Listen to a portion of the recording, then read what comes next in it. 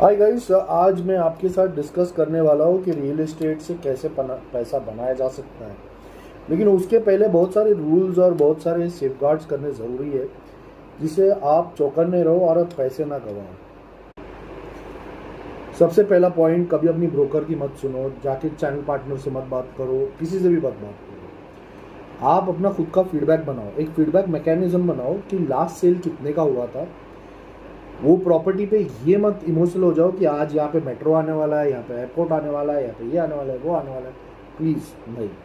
At the end of the day, अगर आप real estate के अंडर कंस्ट्रक्शन प्रोजेक्ट में डालते हो तो वो चीज़ अभी तक आपके हाथ में आई नहीं है, ठीक है। और लेकिन आप वैल्यू उतना भर रहे हो जिसका मतलब ये कि आपने ऑलरेडी उस वैल्यू का प्रपोजिशन आपने भर दिया है, इन द सेंस कि without getting something in return you have paid money in exchange of that. Secondly is that अगर आप सेकेंड हैंड सेल में जाते हो, that is a fantastic way two by, but obviously property के values 20-30% higher रहते। उसमें भी एक ट्रिक है कि आप कभी भी उसमें इतना कंपटीशन फेस नहीं करोगे, उतना कंफ्यूजन नहीं होगा। बिकॉज एक 1200-1300 फ्लैट की बिल्डिंग में you get 20 option, you get 10 option, but जब भी आप अंडर कंस्ट्रक्शन प्रोजेक्ट में जाते हो तो हज़ारों ऑप्शन रहते हैं। There is a lot of chaos, बहुत सारे पब्लिक आके उधर कंपटीशन करती है, फिर उधर घंटी बजाने का ये करते हैं, तो उसकी वजह से आप बहुत ओवरवेलम होते हो।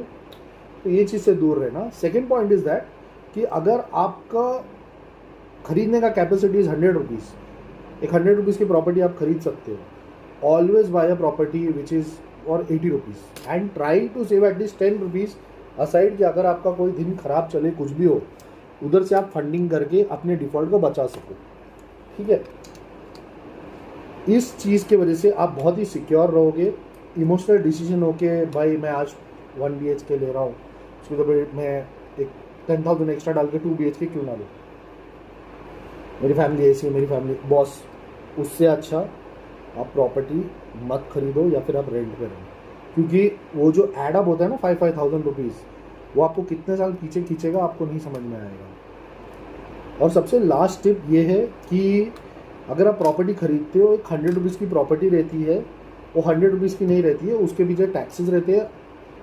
उसके अगर पुरानी प्रॉपर्टी है तो इंटीरियर्स में खर्चा होगा, और नई प्रॉपर्टी है तो उसमें builder expense, possession charges, 1 years maintenance, ये सब फ्लोराइज, ये सब बहुत सारी चीज़ें प्लस होती है। तो ये चीज़ को भी कंसिडर करके आप निगोशिएट